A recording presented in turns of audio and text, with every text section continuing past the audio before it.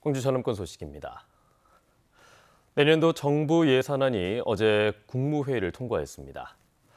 광주시는 지난해 정부 예산안보다 3%가 늘어난 3조 2,400억 원을 확보했고 전남은 2년 연속으로 8조 원을 넘어섰습니다. 보도에 최혜진 기자입니다. 하늘 위를 날아다니는 드론. 드론이 알아서 방향을 바꾸는 최첨단 기능에는 인공지능 기반 AI 반도체가 필요합니다. 광주 과학기술원 등이 이런 AI 반도체를 만들어 실험할 수 있는 작은 공장 설계비가 국비에 반영됐습니다. AI 반도체를 개발할 수 있는 실증 환경 조성비 70억 원도 확보됐습니다. 광주의 구축 중에 있는 국가인공지능 데이터센터와 함께 시너지 효과를 낼 수 있도록 반도체 특화단지 관련 사업들을 적극적으로 추진해 나갈 계획입니다.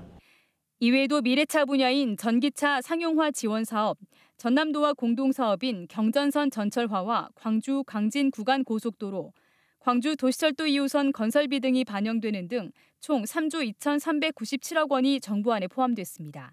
지난해 정부 예산안보다 3% 늘었습니다.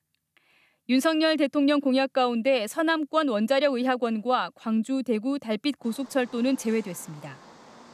전남은 정부 예산안에서 8조 2,030억 원을 확보하며 국비 8조 원 시대를 2년째 이어갔습니다.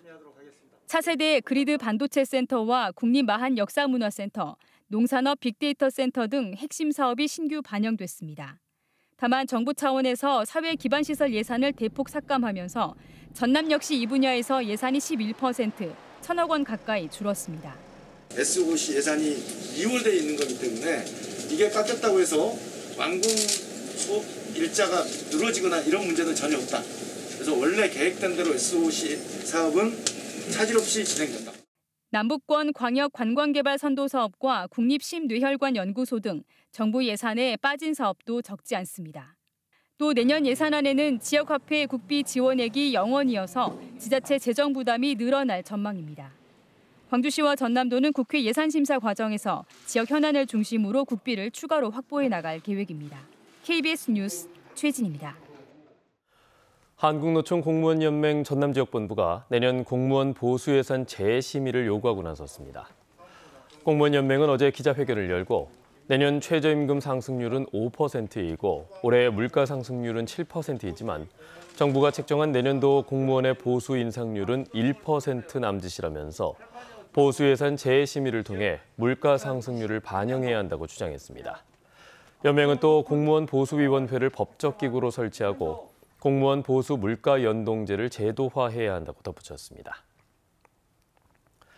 기아가 2년 연속 무분규로 임금 단체 협약에 잠정 합의했습니다. 기아는 어제 오토랜드 광명에서 제10차 본교섭을 열고 차량용 반도체 공급 부족 등으로 인한 고객 불편을 고려해서 노사 간 합의안을 도출했다고 밝혔습니다. 기아 노사가 2년 연속 무분규로 교섭에 합의한 것은 1998년 현대차 그룹에 인수된 이후 처음입니다. 잠정 합의안 조합원 찬반 투표는 모레 진행될 예정입니다. 현대와 신세계가 광주 복합쇼핑몰 출점 경쟁에 나선 데 이어서 롯데의 물밑 움직임도 빨라지고 있습니다. 최근 롯데백화점 측이 쇼핑몰 부지 후보로 검토하기 위해 우치공원과 패밀리랜드를 포함한 광주 일대를 다녀갔습니다. 김혜정 기자가 취재했습니다. 광주 복합 쇼핑몰에 관심을 보여온 롯데백화점이 움직이기 시작했습니다. 최근 신규 사업부문팀이 복합 쇼핑몰 추진 검토를 위해 광주에 부지 실사를 나온 겁니다. 둘러본 곳은 어등산과 일신방직, 본촌산단의 롯데칠성 공장, 그리고 패밀리랜드가 포함된 우치공원 등 모두 4곳입니다. 어등산과 일신방직 부지는 이미 신세계 프로퍼티와 현대백화점에서 계획안 발표를 선점한 곳입니다. 롯데칠성 공장은 롯데그룹 소유라 활용이 수월하지만 본촌산단 내에 있어 입지 요건이 합리적이지 않습니다. 이에 세간의 관심은 우치공원에 쏠렸습니다. 지난 1992년 개원한 우치공원은 118만 3천여 제곱미터로 4곳 가운데 가장 규모가 크고 한때 호남권 최대 놀이공원이었다가 노후화로 폐업 위기까지 직면했던 패밀리랜드를 포함하고 있어서입니다. 이에 롯데백화점 측은 현재는 구체적으로 결정한 바는 없지만 우치공원을 부지로 선택할 경우 롯데월드가 참여하는 사업안을 구상할 수도 있다고 밝혔습니다.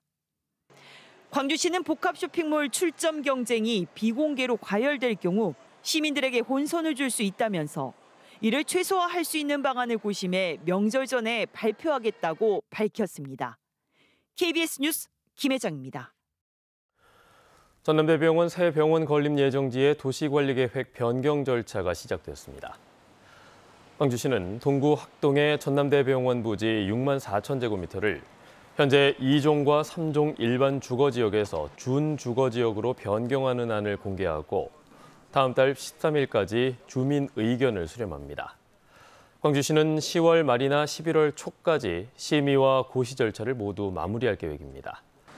전남대병원은 학동 부지에 새 병원을 건립하겠다며 기획재정부에 예비 타당성 조사를 신청했지만 용도 지역 변경이 이루어지지 않아서 대상에 포함되지 않았습니다.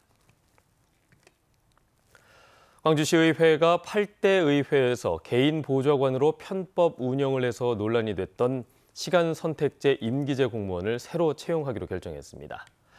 의정 활동을 전문적으로 지원하기 위한 인력 충원은 필요하지만 이 편법 운영에 대한 우려는 여전합니다. 유승용 기자의 보도입니다. 광주시의회는 일반 공무원인 전문위원을 상임위별로 1명씩 두고 있습니다. 여기에 올해 지방자치법 개정으로 신설된 일반 임기제 정책지원관이 상임위별로 1명.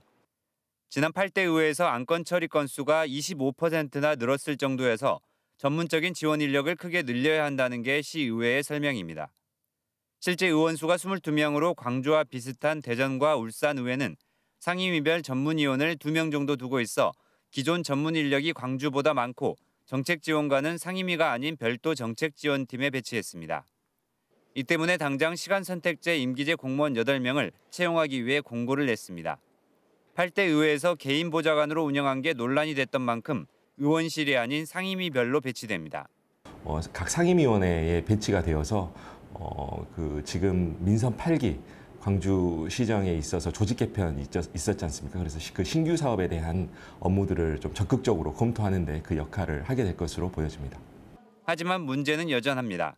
내년 초 정책지원관을 추가 채용하면 시간 선택제를 포함해 상임위에 배치될 전체 인력은 20명에 가까워 사실상 개별 보좌관처럼 운영될 수 있는 겁니다. 시의원과 1대1로 매칭될 가능성이 매우 커져서 현실적으로는 의도와는 달리 이렇게 개인 보좌관 형태로 운영될 가능성이 매우 높다는 점을 고려해 보면 지금 결정이 바람직한 결정인지. 또 기존 사무처 일반 공무원의 전문성 향상과 재배치 등 장기적인 대책 마련 없이 손쉬운 시간 선택제 인력 채용을 택했다는 지적도 나옵니다. KBS 뉴스 유승용입니다. 핵 폐기물을 관리하기 위한 특별법 제정과 저장시설 확충을 논의하는 정책 포럼이 어제 광주에서 열렸습니다. 한국원자력산업협회가 주관한 이번 행사에서는 산업계와 학계 인사 50여 명이 참석했고 고준위 방사성 폐기물을 식힌 후 저장할 수 있는 건식 저장시설의 안전성과 필요성이 논의됐습니다. 정부는 원전 건설 때 수조 형태로 함께 만들어지는 습식 저장시설이 포화 상태에 달하면서 추가 증설이 가능한 건식 저장시설을 건립하는 방향을 검토하고 있습니다. 광주와 여수 등에 물을 공급하는 주암댐과 수어댐의 가뭄 대응 단계가 심각으로 격상됐습니다. 환경부는 올해 주암댐 유역에 내린 강수량이 예년의 63% 수준에 그치고 있다며 주암댐과 수어댐의 대응 단계를 경계 단계에서 가장 높은 심각 단계로 올렸다고 밝혔습니다. 앞서 지난 22일에는 장성 평림댐이 심각 단계에 들어갔습니다. 환경부는 어제 포스코 등 17개 기업과 관계기관이 모인 회의에서 절수를 요청했습니다. 나주혁신도시 SRF 발전소 가동이 현실화된 가운데 시민설명회가 개최됩니다. 나주시는 다음 달 5일 문화예술회관에서 SRF 열병합발전소 현안 해결을 위한 시민설명회를 마련해서 그동안의 경과와 추진 방향, 소송 결과 의미, SRF 생산과 소각 사례 등을 설명한다고 밝혔습니다.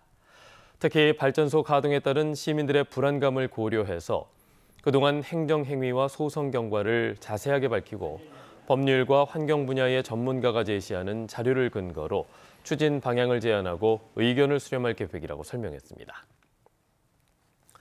순천 지역의 특산품인 매실액이 대통령 추석 명절 선물 세트 구성품으로 선정돼 대통령실에 납품됐습니다. 순천시에 따르면 농업사회법인 순천엔 매실에서 3년 넘게 발효 숙성시킨 매실액 2만 병이 납품돼 대통령 추석 선물로 전국 각계각층에 보내질 예정입니다. 순천시는 이번 납품에 대해 생산농가와 가공법인이 연합해서 생산과 가공, 체험, 관광 등을 연계한 매실 융복합 사업의 성과라고 설명했습니다.